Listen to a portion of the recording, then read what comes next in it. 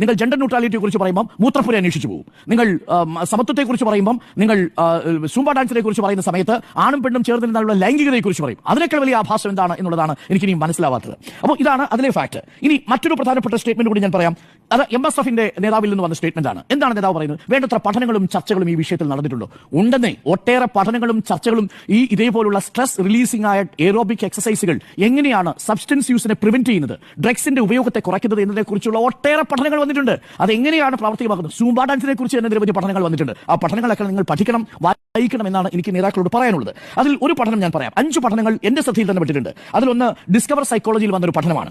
അതിൽ ഈ പാലസ്തീനിലെ മെഡിക്കൽ വിദ്യാർത്ഥികളുടെ സ്ട്രെസ് എങ്ങനെയാണ് അവരെ ലഹരി ഉപയോഗത്തിലേക്ക് കൊണ്ടുപോകുന്നത്, അത് കുറയ്ക്കാൻ എന്ത് ചെയ്യണം എന്നതിനെ കുറിച്ചുള്ള ഒരു പഠനം ഡിസ്കവർ സൈക്കോളജിയിൽ വന്നിട്ടുണ്ട് 2023. പാലസ്തീനിലെ MBBS ഡോക്ടർമാർ വിദ്യാർത്ഥികൾക്കിടയിൽ എങ്ങനെയാണ് സ്ട്രെസ് കുറയ്ക്കേണ്ടത് എന്നതിനെ കുറിച്ചുള്ള ഒരു പഠനം. നമ്പർ 2, ഹെൽത്ത് കെയർ മാഗസിനിൽ ഒരു പഠനം വന്നിട്ടുണ്ട്. തുർക്കിയിലാണ്. തുർക്കിയിലെ ഹയർ സെക്കൻഡറി വിദ്യാർത്ഥികൾക്കിടയിലും ഹൈസ്കൂൾ വിദ്യാർത്ഥികൾക്കിടയിലും മാനസിക സമ്മർദ്ദം കുറയ്ക്കാൻ ഡാൻസ് തെറാപ്പി എങ്ങനെയാണ് എഫക്റ്റീവായി മാറുന്നത് എന്നതിനെ കുറിച്ചുള്ള പഠനമാണ്. അതിന്റെ നിരീക്ഷണത്തിൽ പറയുന്ന, അതിന്റെ കൺക്ലൂഷനിൽ പറയുന്ന ഒരു ഭാഗമുണ്ട്. 12 ആഴ്ചയിലെ ഈ ഡാൻസ് തെറാപ്പി കൊണ്ട് ഈ ഫിയർ ഓഫ് ഹാപ്പിനെസ് ഇല്ലാതാക്കാൻ പറ്റും. അവർക്ക് ഈ ഉത്കണ്ഠ, ആകാംക്ഷ, സ്ട്രെസ് ഇതിനെ റിലീവ് ചെയ്യാൻ സാധിക്കുന്നതാണ് 12 ആഴ്ചകളിൽ തുടർച്ചയായിട്ട് ഡാൻസ് തെറാപ്പി എടുക്കുന്നത്. തുർക്കിയിലെ പഠനമാണ് കേട്ടോ. ഇതൊക്കെ നമ്മുടെ നാട്ടിലും അവൈലബിൾ ആണ്. ഇതൊക്കെ ഫ്രീ മാഗസിൻ, ഓപ്പൺ സോഫ്റ്റ്വെയർ അല്ലെങ്കിൽ ഓപ്പൺ മാഗസിനുകളിലൊക്കെ ലഭ്യമായ കണ്ടന്റുകളാണ്. ഇനി ഫ്രണ്ടിയർ മാഗസിനിൽ ഒരു പഠനമുണ്ട്. ലഹരി ഉപയോക്താക്കളിലെ ക്രമം തെറ്റലിൽ ഈ സ്ട്രെസ് വഹിക്കുന്ന പങ്കിനെ കുറിച്ചാണ്. സ്ട്രെസ് നിങ്ങൾ എത്രമാത്രം കുറയ്ക്കാൻ ആഗ്രഹിക്കുന്നുണ്ടോ, സ്ട്രെസ് നിങ്ങൾ മറ്റു വഴികളിലൂടെ കുറയ്ക്കുന്നുണ്ടോ, അത്രത്തോളം നിങ്ങൾ സബ്സ്റ്റൻസിൽ നിന്ന് വിട്ടുനിൽക്കുമെന്നുള്ള പഠനമാണ് ഫ്രണ്ടിയർ മാഗസിനിൽ പറയുന്നത്. ഇനി സൂംബ ഡാൻസിനെ കുറിച്ചുള്ള പഠനമുണ്ട്.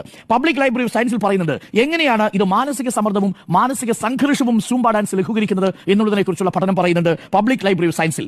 അമേരിക്കൻ കൗൺസിൽ ഓൺ എക്സസൈസിൽ പറയുന്നുണ്ട് സൂംബ ഡാൻസ് 1 മണിക്കൂർ ചെയ്താൽ 369 കാലറി ശരാശരി ബേൺ ചെയ്യുമെന്നാണ്. 1 മണിക്കൂറിലെ വളരെ സ്ലോ ആയി തുടങ്ങി വാമപ്പായി ഹൈ ഇമ്പാക്ട്, ഒരു ലോ ഇമ്പാക്ട്, മീഡിയം ഇമ്പാക്ട് ആണ് നോർമലി സൂംബ ഡാൻസ് എന്ന് പറയുന്നത്. ആ സൂംബ ഡാൻസ് കഴിഞ്ഞ് കൂൾ ഡൗൺ ചെയ്ത് വരുമ്പോൾ 1 മണിക്കൂർ കൊണ്ട് 369 കാലറി ബേൺ ചെയ്യും സൂംബ ഡാൻസ് എന്ന് പറയുന്ന ശാസ്ത്രീയ പഠനങ്ങൾ നമ്മുടെ ഇന്റർനെറ്റുകളിൽ അവൈലബിൾ ആണ്, നമ്മളുടെ വളരെ ഗവേഷണ പ്രബന്ധങ്ങളിൽ അവൈലബിൾ ആണ്. ഇതൊക്കെ വായിച്ച് മനസ്സിലാക്കിയിട്ട് വേണം അഭിപ്രായം പറയാനെന്നാണ് എനിക്ക് യുവ നേതാക്കളോടും ഒപ്പം തന്നെ ഈ മത സാംസ്കാരിക സംഘടനകളിലെ നേതാക്കളോടും പറയാനുള്ളത്. ചാടിക്കേറിയ അഭിപ്രായം പറഞ്ഞ് നിങ്ങൾ അപഹാസ്യരാവുന്നതിൽ വിഷമമുണ്ട് എന്നുള്ളതാണ് എനിക്കതിൽ പറയുന്ന ഒരു കാര്യം.